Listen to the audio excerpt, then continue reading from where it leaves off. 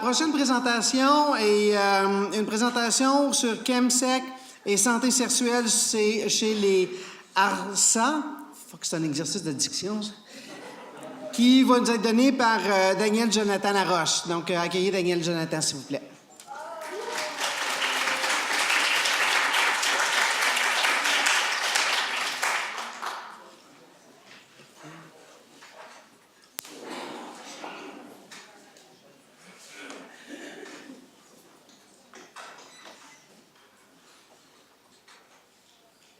Bonjour.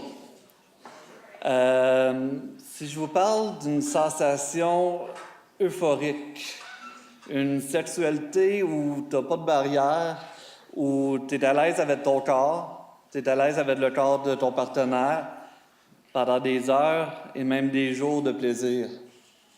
C'est quelque chose que ça nous parle, c'est vraiment intéressant.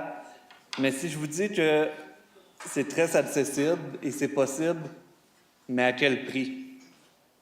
C'est un peu de ça que je vais vous parler aujourd'hui, le chemsex. J'aborderai le sujet sur plusieurs façons, sur plusieurs formes, entre autres les substances utilisées, le pourquoi on s'adonne à cette pratique, les bienfaits que ça peut avoir, mais aussi les coûts qui sont reliés à pratiquer le chemsex.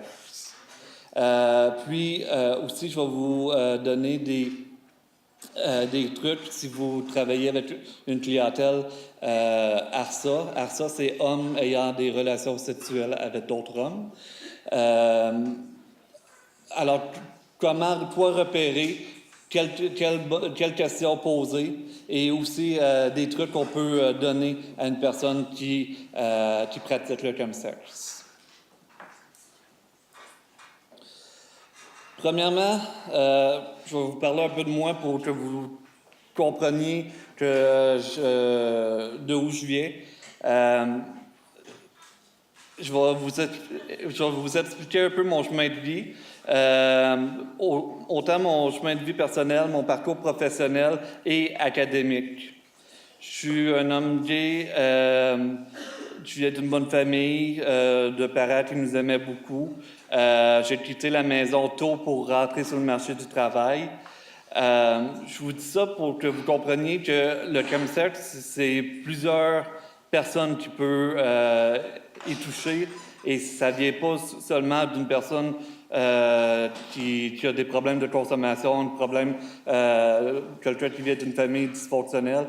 Il y a plusieurs personnes qui consomment des drogues dans un contexte sexuel et ça touche un peu toute la communauté.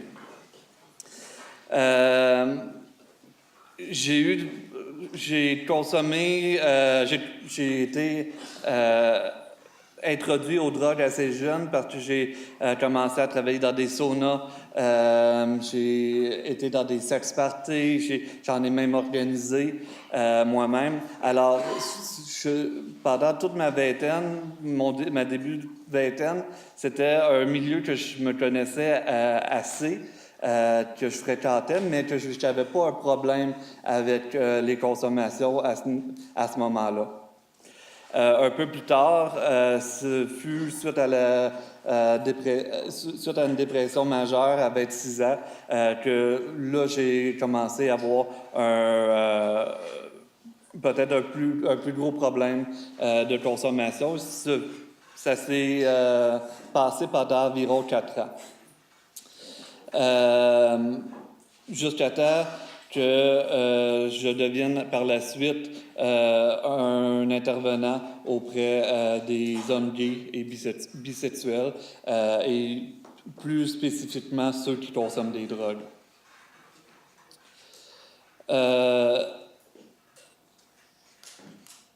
Et depuis la dernière année aussi, je suis maintenant étudiant à l'Université de Sherbrooke en toxicomanie. Et c'est un peu la suite logique des choses dans mon parcours académique. Pour beaucoup, on m'a même posé la question une couple de fois, c'est quoi le chemsex? Premièrement, ça vient d'un anglicisme, ça vient du mot anglais chemical et sexe. Au Québec, plutôt en Amérique, on utilise plus le terme PNP, Party and Play. Le chemsex est une expression qui a été inventée par les hommes gays, puis adaptée dans le secteur de la santé. Ça a été surtout inventé lors des sites Internet de rencontres, des applications de réseautage qui ont servi beaucoup la communauté.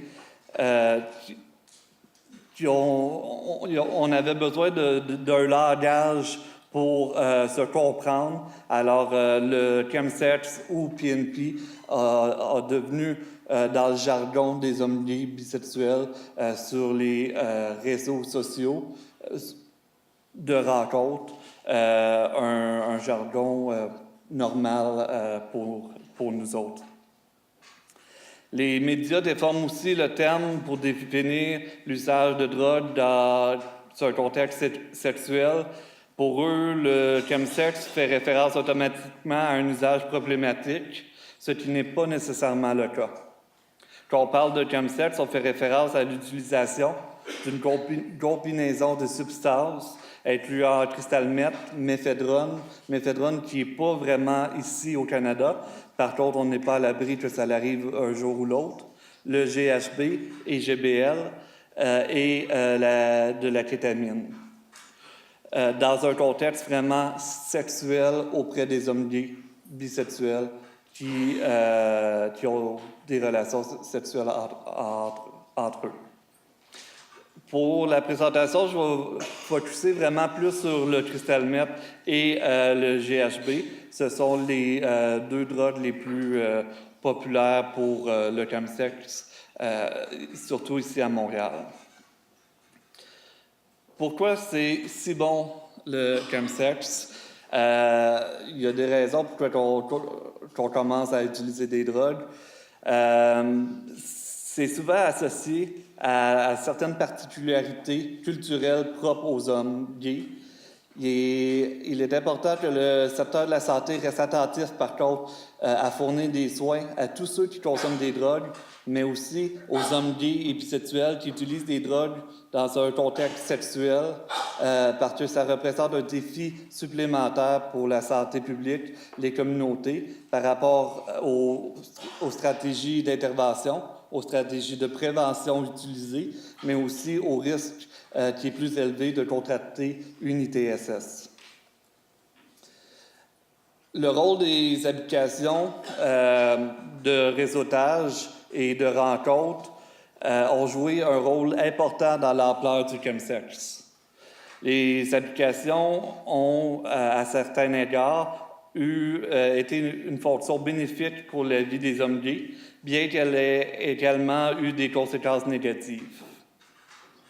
Le sexe pour les hommes gays, c'est souvent associé aux risques et aux dangers. C'est une des conséquences qu'on doit vivre à cause de l'épidémie du VIH et SIDA, qui a particulièrement touché les hommes gays. Beaucoup d'autres hommes gays luttent aussi avec le sexe et l'intimité. Ayant grandi avec une identité sexuelle différente, une homophobie culturelle ou intériorisée, un désir de s'intégrer, d'éviter le rejet, les applications ont été adoptées très rapidement par la communauté gay comme un moyen de dater et de chercher du sexe et communiquer ses besoins sexuels et affectifs en utilisant des abréviations, des mots-clés qui peuvent être difficiles pour beaucoup de gens de comprendre, mais qui peuvent souvent mener à des rencontres sexuelles inimaginables. Les drogues sont devenues un outil utilisé par beaucoup pour négocier et surmonter ces défis d'entrer en intimité avec un autre homme et d'accepter son corps, son poids, ses différences. Pour certains, c'est de se livrer à des pratiques sexuelles différentes, comme le BDSM, la domination, le fisting. Les drogues permettent de franchir cette barrière-là.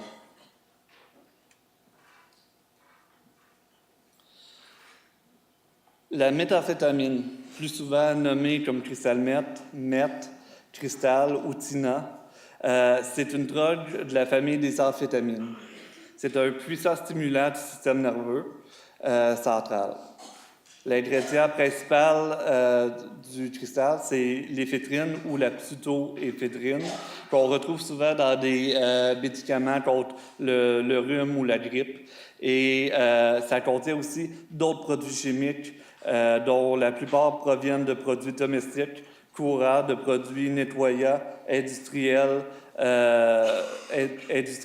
comme par exemple du soufre qu'on retrouve sur le bout d'un allumette, d'hydroside de potassium, du lithium à batterie, du nettoyeur à frein, des solvants, de l'alcool à friction, de l'éther, qui est un gaz très explosif et très dangereux, et d'autres produits vraiment toxiques.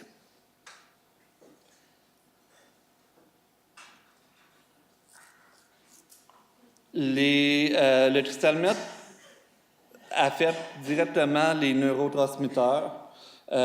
Comme vous pouvez le constater sur ce tableau-là, pour avoir un bon équilibre, on a besoin d'un bon mélange de neurotransmetteurs, dont la dopamine, la sérotonine et la noradrénaline. Dans notre corps, le cristal affecte le niveau de dopamine surtout. La dopamine est le neurotransmetteur de l'euphorie, celui qui nous dit ce qui nous plaît, c'est un peu l'hormone du bonheur. Contrairement à la cocaïne, ce qui est naturel, le cristal, c'est un produit qui est fabriqué, c'est un produit de synthèse.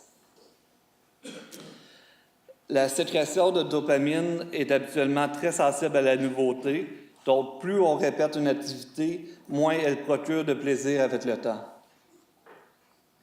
C'est pourquoi on peut constater une escalade du besoin pour de nouveaux stimuli. Une des dernières choses importantes à savoir sur le cristal, c'est qu'il semble désactiver la partie du cerveau qui contrôle l'instinct de survie et de conservation de soi. C'est ce qui explique que les consommateurs de cristal peuvent se comporter comme jamais ils ne le feraient s'ils seraient à jeun ou sobres. C'est aussi pourquoi que quand on est sous l'influence du cristal, nous avons pas de baisse de libido parce que notre esprit est un peu tracassé par les occupations de la vie, comme payer le loyer, laisser entrer des étrangers chez nous qui pourraient même nous voler, utiliser des seringues propres à la limite. Cela ne veut pas dire que le cristal élimine tous nos désirs intérieurs profonds, mais il fait qu'entraver la partie de notre cerveau qui sert à la conservation de soi. Ce qui peut nous sembler bizarre et dangereux quand nous sommes sobres devient amusant et même excitant sous l'influence du cristal. Je vous ai dit que ça libère beaucoup de dopamine. Tout ce qu'on fait dans la vie qui nous rend heureux, qui nous fait sentir bien, relâche de la dopamine. Manger, avoir du sexe, fumer pour ceux qui fument. Si vous avez déjà fait de la cocaïne, aussi, ça libère de la dopamine. Comme vous pouvez le constater, le tableau ici montre très bien comment le cristal meth affecte plus que n'importe quoi le niveau de dopamine dans notre cerveau. Si on regarde la nourriture, on est un peu en bas de 200. Juste avoir du sexe sans drogue, on est environ à 200. La nicotine, c'est pas loin de 300. Et la cocaïne, c'est pas loin de 400. Quand on parle de cristal meth, on arrive quasiment à 1200 de dopamine qui est délivrée dans le cerveau. Alors, c'est beaucoup plus que le reste des activités qu'on fait. De quelle façon on utilise le cristal? Il y a 4 façons vraiment. Il y a fumer, qui est la façon la plus populaire, la moins dangereuse, la moins dommageable à long terme. Il y a sniffer à l'aide de voies ultranasales. Le booty bump, ce qu'on appelle dans le jargon, c'est mélanger le cristal avec de l'eau et l'injecter dans l'anus avec une seringue pas d'aiguille. Et le fameux slamming. Slamming, c'est un terme qui a été inventé par les utilisateurs de cristal pour parler de l'injection l'injection de cristal meth. Parce que souvent, ceux qui pratiquent le chemsex ne veulent pas se faire identifier comme un utilisateur de drogue injectable. Pour eux, ils pratiquent le slamming. Alors, c'est pour ça qu'ils ont inventé le terme. Et le slamming est aussi très érotisé.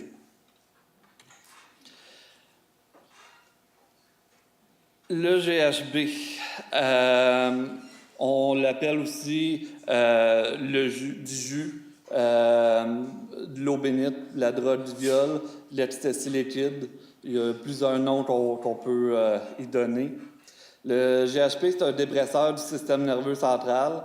Les principaux effets sont euphorisants et sédatifs, qui en font une substance parfaite lors des débats sexuels. Le GHB se présente sous forme de liquide transparent et inodore en petites fioles. Le GHB est produit naturellement dans notre corps en petites doses, ce qui en fait pas moins un produit moins inoffensif. Comme pour toutes les autres substances, les effets du GHB varient selon la dose ingérée. La fabrication clandestine et artisanale du GHB entraîne un plus grand risque de toxicité pour les usagers puisqu'ils ne savent jamais la dose vraiment qu'ils consomment. Une faible dose provoque une relaxation importante, une euphorie, une diminution de l'anxiété, une désinhibition sexuelle, une sensation d'ivresse semblable à l'alcool. Il est d'ailleurs difficile de différencier à première vue les deux types d'intoxication. Le désir de socialiser et de la libido vraiment augmentée augmente avec le GHB. Ces derniers effets combinés diminuent les inhibitions et facilitent les rapports humains. En plus grande dose, le GHB entraîne une amnésie. Ainsi, la personne ne se rappelle plus des événements qui s'est produits et provoque aussi des étourdissements et des pertes d'équilibre et de confusion.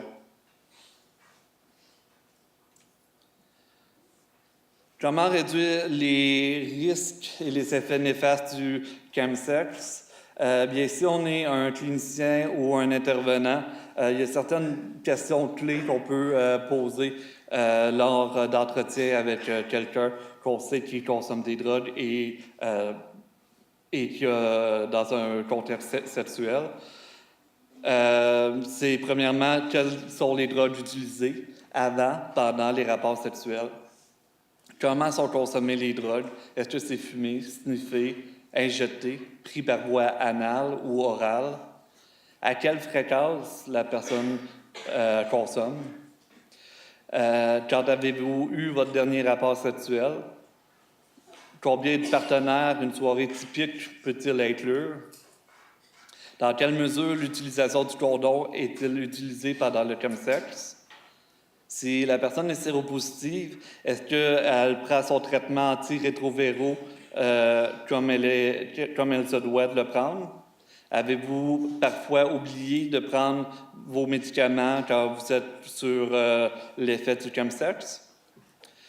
Puis, si vous êtes clinicien aussi, il faut peut-être vérifier l'interaction de médicaments avec les drogues utilisées.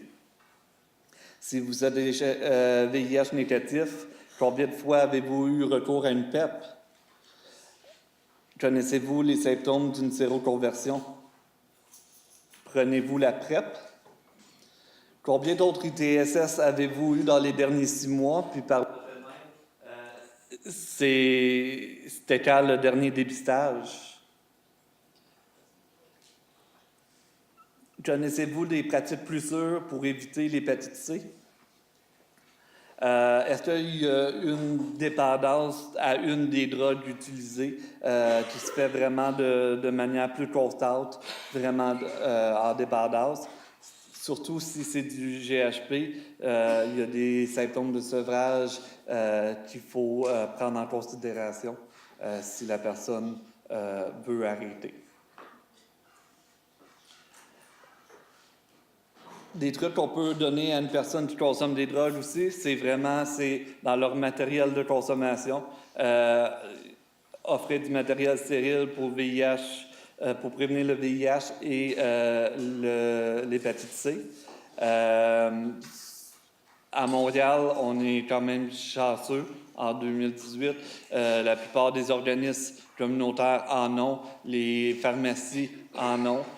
Par contre, il y a des fois encore la stigmatisation qui vient avec le fait d'aller chercher des seringues ou du matériel de consommation.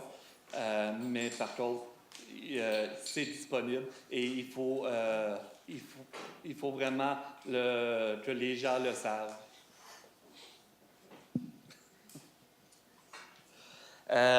Fumer à la place d'injecter. Si la personne consomme du cristal meth, on peut vraiment y faire comprendre que fumer va être beaucoup moins dommageable à long terme et c'est un des risques importants qu'il faut retenir pour la consommation du cristal meth.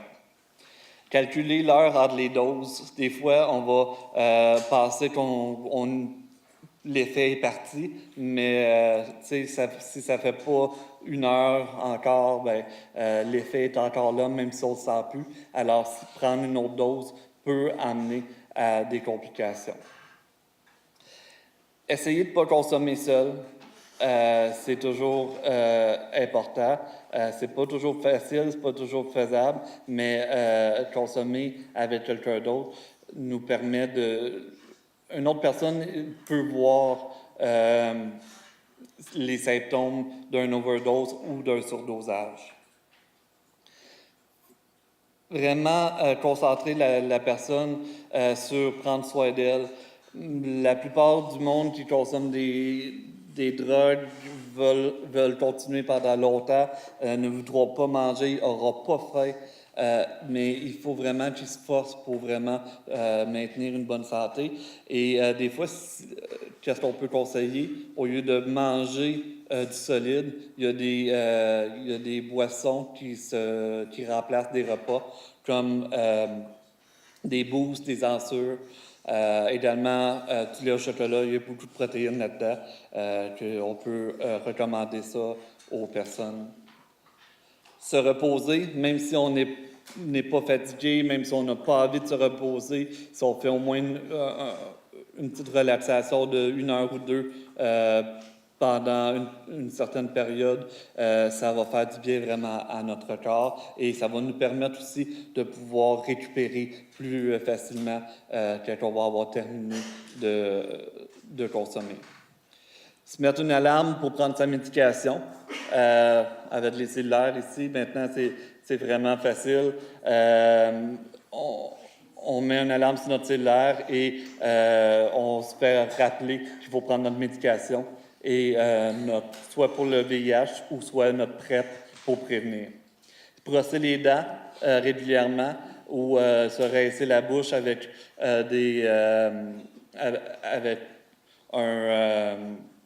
un rince-bouche, parce que quand on pratique le chemsex, quand on prend des drogues, notre bouche, ça sèche et souvent, ça peut causer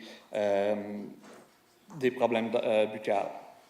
Et la dernière vraiment chose qui est importante, que je pense qu'il ne faut pas passer à côté, c'est parce qu'on parle de la vie, de notre vie, de la vie de d'autres personnes, c'est d'apprendre les signes d'un surdosage ou d'un overdose. Puis, on ne le dira jamais assez, de jamais conduire après avoir consommé, même si c'est un stimulant, même si on pense d'être capable de conduire, les effets sont là, même si on peut souffler dans une balloune puis on va être correct pour la police, ça ne veut pas dire qu'on est correct à conduire. Alors, il ne faut vraiment pas oublier ça. Merci.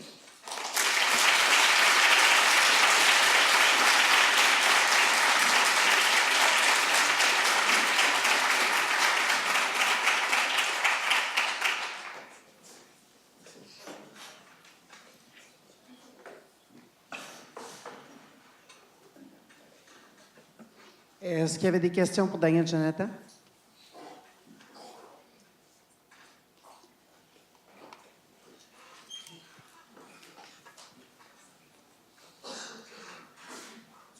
On entend souvent dire qu'il n'y a pas de service adapté pour les consommateurs de cristal ou qui font du chemsex. Est-ce qu'il y en a qui se développent actuellement? Est-ce que dans votre expérience, vous avez réussi à trouver des ressources adaptées? Il y a un gros manque de services pour les hommes gays qui consomment des drogues. C'est souvent relié vraiment sexuel. Alors, ils peuvent aller dans toutes les centres possibles, mais dans les centres, ils n'ont pas le droit de se masturber, ils n'ont pas le droit. On ne parle pas vraiment nécessairement de sexualité. Si on en parle, c'est vraiment à part. On ne parle pas du problème. Et c'est bien beau d'avoir une abstinence quand tu as des problèmes d'addiction.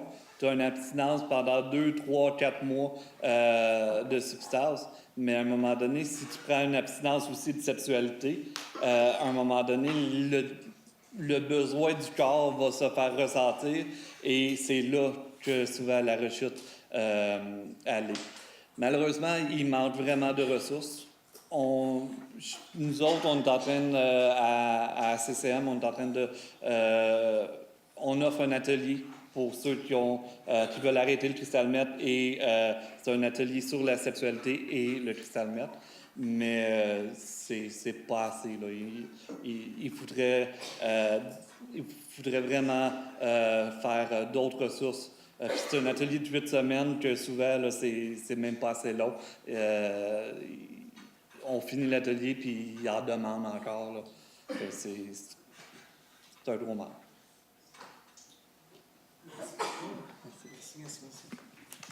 Merci.